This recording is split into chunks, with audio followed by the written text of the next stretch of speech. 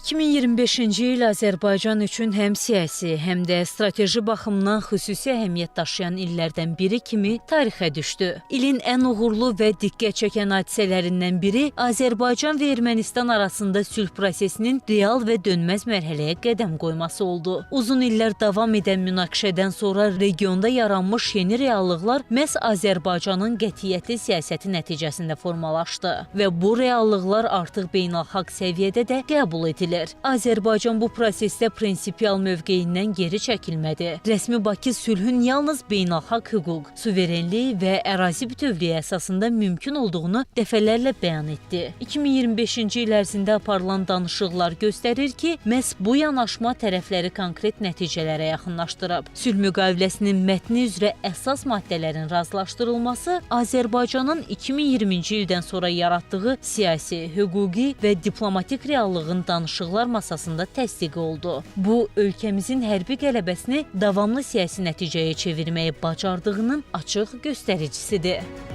Bu dövrdə Azərbaycan çox böyük uğurlara imza atıb. Bunların içərisində ən önəmli məsələlərdən biri avqustun 8-də Amerika Birləşmiş Ştatlarında aparılan müzakirələr və əldə olunan nəticələrdir. Yəni burada sülh sazişinin paraflanması məsələsi var. Burada Zəngəzur dəhlizi ilə bağlı məsələ var, TRIP layihəsi və normallaşma istiqamətində addımlardır. İl ərzində beynəlxalq ictimaiyyətin mövqeyində də aydın dəyişikliklər müşahidə olundu. ABŞ, Avropa İttifaqı və bir sıra nüfuzlu beynəlxalq qurumlar regionda davamlı sülhün əsas təşəbbüskarının Azərbaycan olduğunu açıq şəkildə vurğuladılar. Xarici media və analitik mərkəzlər rəsmi Bakının konstruktiv mövqeyini, dialoqa açıq, eyni zamanda milli maraqlara söykənən siyasətini müsbət nümunə kimi təqdim etdilər. Bu isə ölkəmizin beynəlxalq nüfuzunun daha da güclənməsinə xidmət etdi.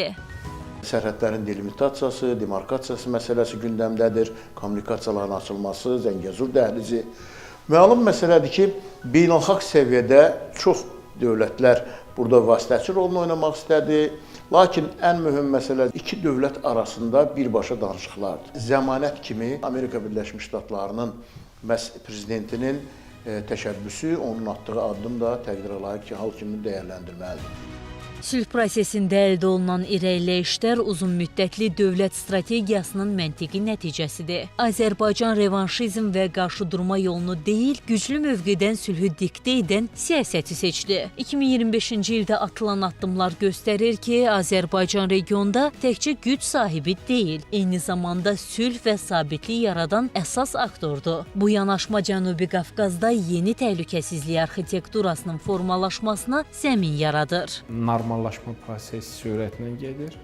Azərbaycan Ermənistana daşınan yüklərə qoyduğu blokadanı artıq dayandırıbdır. Bugün Azərbaycan nefti artıq Ermənistana daşınır və artıq bugün Rusiyadan gələn neft də Azərbaycan ərazisindən Ermənistana daşınır.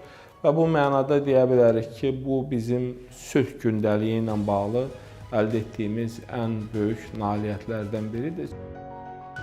Sülh gündəliyinin iqtisadi və sosial nəticələri də Azərbaycan uğurunun tərkib hissəsidir. Kommunikasiya xətlərinin açılması perspektivi, yeni nəqliyyat dəhlizləri və ticarət imkanları ölkəmizin regionun əsas logistika və enerji mərkəzi rolunu daha da möhkəmləndirir. Proses Azərbaycanın həm regional, həm də qlobal iqtisadi sistemdə mövqelərini gücləndirən mühüm amilə çevrilir.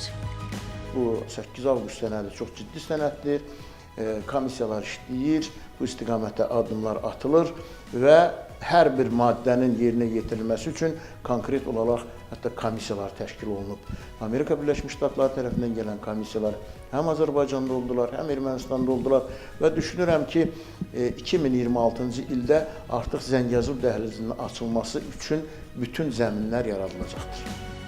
Nəticə etibarilə 2025-ci il Azərbaycan üçün təkcə danışıqlar ili deyil, milli maraqların diplomatik müstəvidə qələbəyə çevrildiyi bir mərhələ oldu. Ölkəmizin güclü, ardıcıl və uzaqgörən siyasəti regionda lider və söz sahibi dövlət statusunu bir daha təsdiqlədi.